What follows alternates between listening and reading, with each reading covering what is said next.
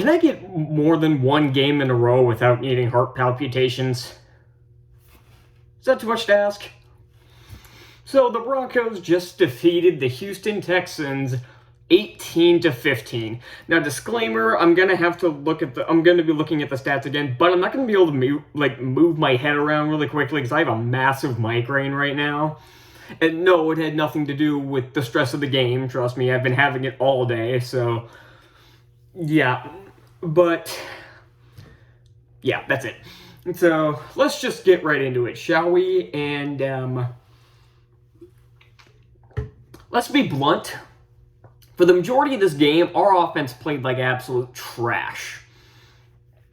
Like, I'm pretty sure Bo Nix started the game out 1 for 7 for -2 yards. Or for 2 yards or something like that. So I watched this game at a bar. The same one I watched the Cowboys game at.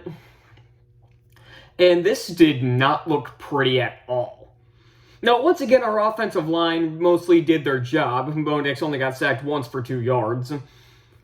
And Bo Nix did have to add 2 more touchdowns and 173 yards, which isn't terrible. And 18 for 37 is not good. That's under 50%.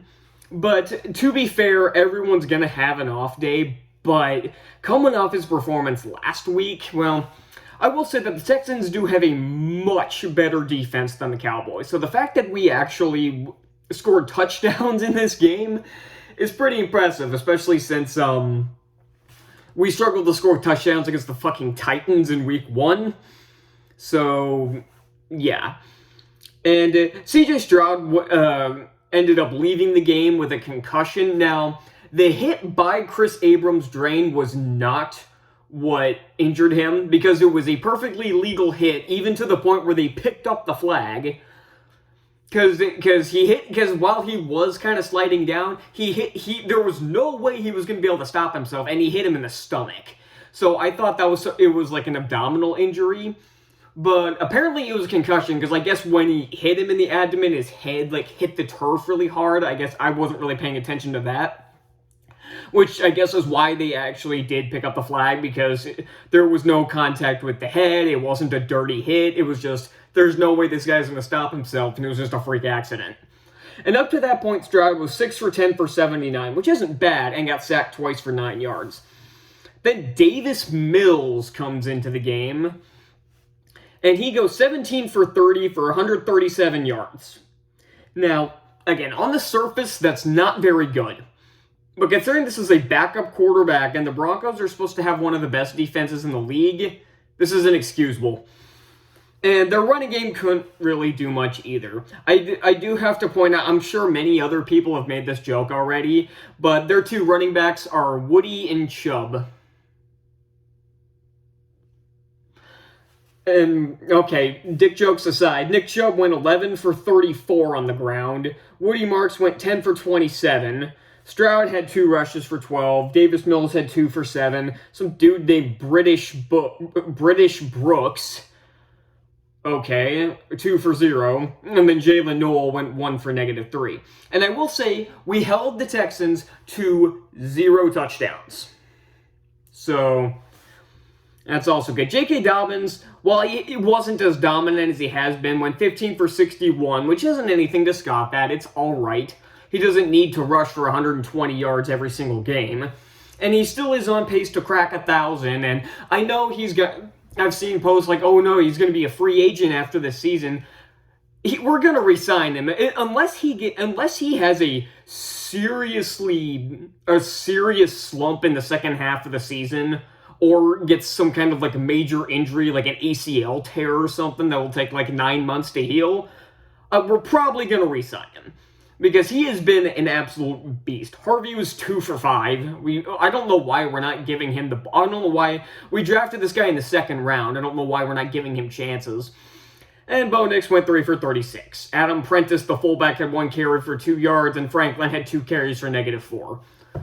Because we really like our end-arounds, but we didn't have Marvin Mims to do it, so we gave it to Franklin a couple times, and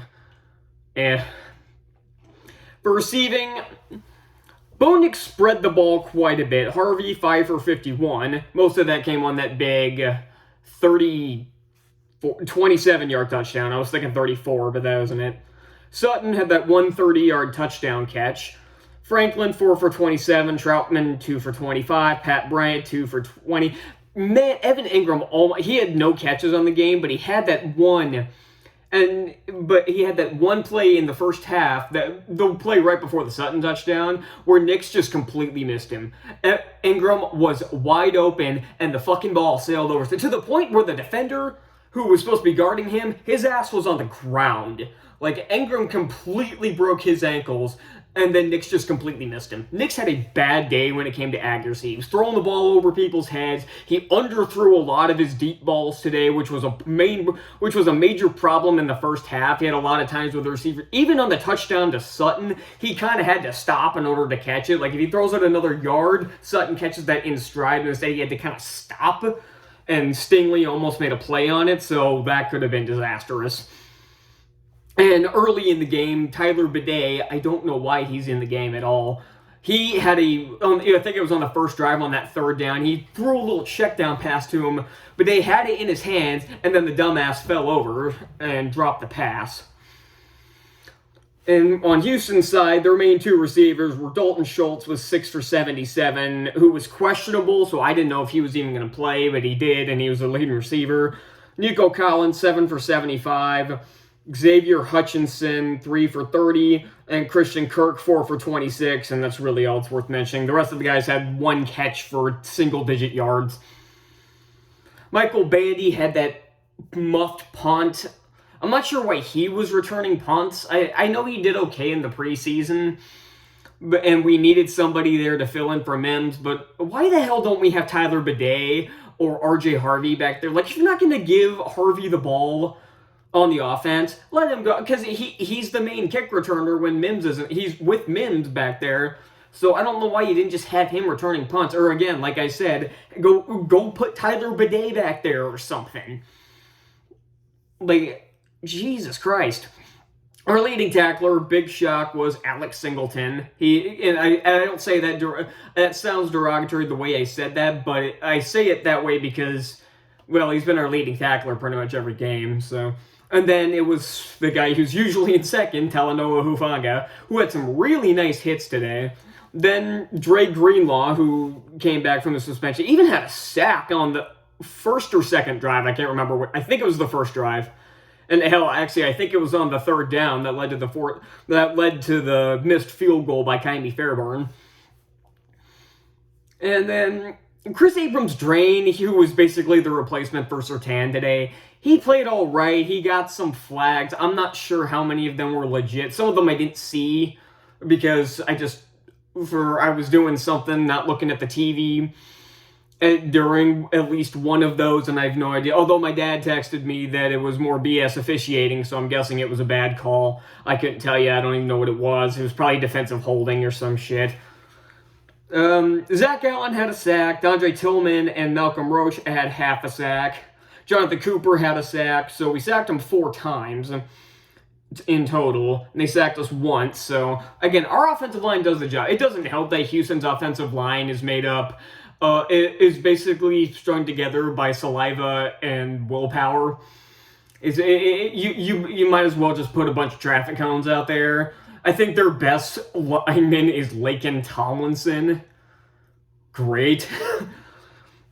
But this one was especially big for a couple reasons. Mainly the fact that the Chargers won today, barely. They had trouble. Though people made fun of us for struggling against the Titans, we beat them by 1 more point than the Chargers did. We beat them by 8. Chargers beat them by 7. It looked like the Titans were going to score late in the game at the 1-yard line, but they got stuffed on 4th down because of fucking course they did, because the Titans are ass. Even their quarterback says they're ass. What the? No, go away. The stupid little thing came down when I was selecting, and over the ESPN betting. I'm just going to tell you straight up, betting's for suckers. Don't bet. It's not worth it. But the Chargers won today, so the fact that we won, we still have the first place in the division over them. And even if the Chiefs win, which right now the score is tied in Buffalo, well, this is probably from a while ago. Let's see. No, I didn't want the box score. I wanted the game cast. Well, Buffalo's up 7-0. How long ago that happened, I couldn't tell you. And Buffalo has the ball, so that's good. I'm really rooting for Buffalo to win this game. I'm not worried about the Raiders in the slightest because they are absolute trash. You know, like they've been for basically the past 30 years. Like, even times when they've made the playoffs, like they've never been able to make a deep run. So I couldn't even tell you the last time the Raiders had I guess 2002 would be the last legitimately great Raiders team.